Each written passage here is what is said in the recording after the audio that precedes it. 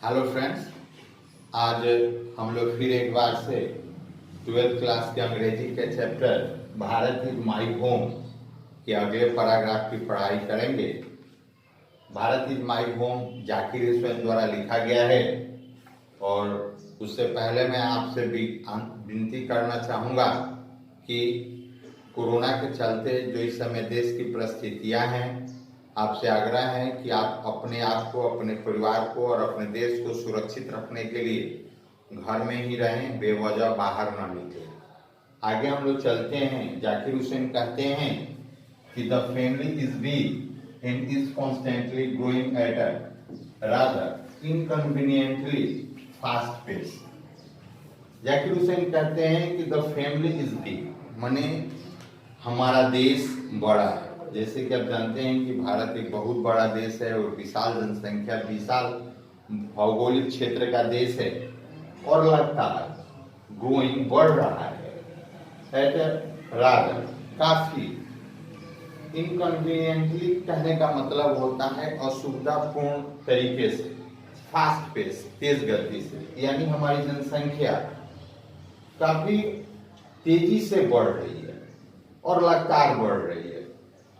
फिर कहते हैं we said each one of us had to participate unsparingly in building its new life, each in his own way। कहते हैं कि we said each one of us, हम में से प्रत्येक को shall had to participate, हिस्सा लेना होगा unsparingly का सेंस होता है without having mercy, मतलब सख्ती से, इन बिल्डिंग इट्स न्यू लाइफ, इसके नए जीवन के निर्माण में, each in is on way, और सबको अपने तरीके से, यानी हमें से प्रत्येक को अपने तरीके से इसके नए जीवन के निर्माण में सख्ती से हिस्सा लेना होगा। फिर आगे कहते हैं कि for sheer size the task ahead of us so demanding that no one can afford to sit back and just watch or let frustration become endemic in our country। आगे की पंक्तियों में फिर एक बार याद दिलाते हैं कि for sheer size, माने अगर केवल sheer का सेंस महज केवल से होता है, आकार की बात करें तो the task ahead of us so demanding, जैसे कि शुरू में बताया जाकिर साहब ने कि हमारा देश अभी अभी आजाद हुआ है और इसके पुनर्निर्माण के लिए बहुत सारा कार्य बाकी है। तो कहते हैं कि अगर केवल आकार की बात करें तो हमारे सामने जो लक्ष्य है, the task ahead of us, हमारे सामने जो है सो डिमांडिंग, वह प्रचुर प्रयास, काफी प्रयास की अपेक्षा रखता है। डिमांडिंग सेंस होता है प्रचुर प्रयास की आशा रखना। That no one can afford to sit back and just watch or let frustration become endemic in our country, कि कोई भी यह बर्दाश्त नहीं कर सकता है to sit back, चुपचाप बैठना, just watch या देखना, सिर्फ देखना, और let frustration become endemic in our country, या हमारे देश में निराशा का स्थानिक होना। एंडेमिक होता है किसी समस्या का गहराई से जुड़ जाना, गहराई से फैलना। तो हमारे सामने जो टास्क है वह इतना बड़ा है, हमसे इतने प्रचुर प्रयास की आशा रखता है, अपेक्षा रखता है कि अगर हम नहीं करेंगे काम तो हमारे देश की जो समस्याएं हैं वो बढ़ती जाएंगी और हमारे देश में निराशा फैल जाएगी। इसलिए कोई भी, no one can afford to sit back and just watch, कोई भी यह पसंद नहीं कर सकता है, बर्दाश्त नहीं कर सकता है चुपचाप बैठना और सिर्फ देखना, या हमारे देश में निराशा का स्थानिक हो जाना। फिर आगे कहते हैं कि the situation demand of us work and more work, कहते हैं कि जो परिस्थितियां हैं, जो स्थिति है, वह हमसे मांग कर रही है, मांग करती है कि हम काम करें और अधिक काम करें, क्योंकि हमारे सामने जो लक्ष्य है वो काफी बड़ा है। और काम कैसा होना चाहिए? Silent and sincere work, solid and steady reconstruction of the whole material and cultural life of our people. और हमारे लोगों के संपूर्ण whole material and cultural life, संपूर्ण भौतिक और सांस्कृतिक जीवन के ठोस और स्थिर पुनर्निर्माण के लिए चुपचाप और हमें निष्ठा से काम करना होगा, और एक परिस्थितियां हमसे यह मांग कर रही है. This work, as I see it, has two aspects: work on oneself and work for the society around. इस काम, जैसे कि मैं देखता हूँ, जाकिर हुसैन साहब कहते हैं कि जैसे कि मेरा मानना है कि यह जो काम है, यानी काम जो हमारे देश के सामने है, हम लोगों के सामने है, हैज टू एस्पेक्ट्स, इसके दो पहलू हैं. वर्क ऑन वन सेल्फ, किसी के लिए, किसी एक के लिए स्वयं का काम करना, and work for the society around, या आसपास के समाज के लिए काम करना. They are mutually fruitful aspects of work. Zakir Hussain साहब कहते हैं कि दोनों, किसी का स्वयं के लिए काम करना या आसपास के समाज के लिए काम करना, दोनों पारस्परिक लाभदायक पहलू हैं. The work on oneself is to follow the earth toward moral development as a free person and under self-imposed discipline, which alone can render that development possible.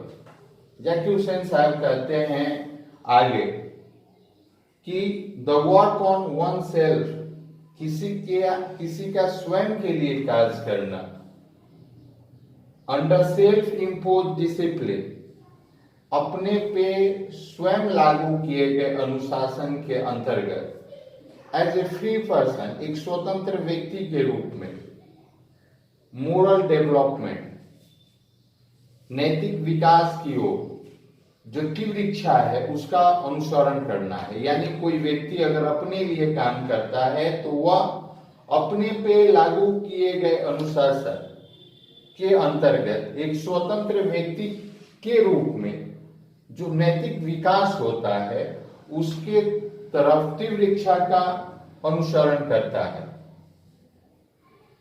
Which alone can render that development possible, जो अकेला यह प्रस्तुत कर सकता है कि विकास संभव है.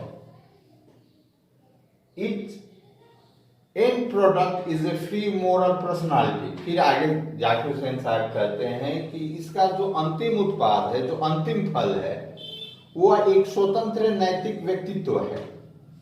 We can neglect the end product only at our peril. Zakir Hussain साहब कहते हैं कि हम इस अंतिम उत्पाद की उपेक्षा, निगलेक्ट, केवल अपने को संकट में डालकर, पेरल का सेंस होता है इमीडिएट डेंजर, जो मन तुरंत आने वाला खतरा है, उसके लिए हम पेरल का यूज करते हैं. तो हम अपने आप को खतरे में डाल के इस अंतिम उत्पाद की उपेक्षा कर सकते हैं. This end product cannot sustain itself without seeking and exercising itself to bring about the approximation of the society to which it is privileged to serve to a better, a juster, a more graceful way of life. Zakir Hussain साहब आगे कहते हैं कि अब जो अंतिम उत्पाद है, this end product cannot sustain itself, स्वयं जीवित नहीं रह सकता है बिना खोजे और उपयोग किए बिना, without seeking and exercising, or itself to bring about the approximation of the society, और यह समाज के उत्तर का कारण बनता है जो इसका विशेषाधिकार है, which it is privileged, क्या, to serve to a better, a juster, a more graceful way of life, जीवन के सुंदर और न्यायशील, जस्टर, जस्ट का सेंस होता है न्याय, जस्टर, अ बेटर, और अच्छे तरीके से सेवा कर सके. The individual cannot grow in full perfection without a corresponding advance of the collective social existence।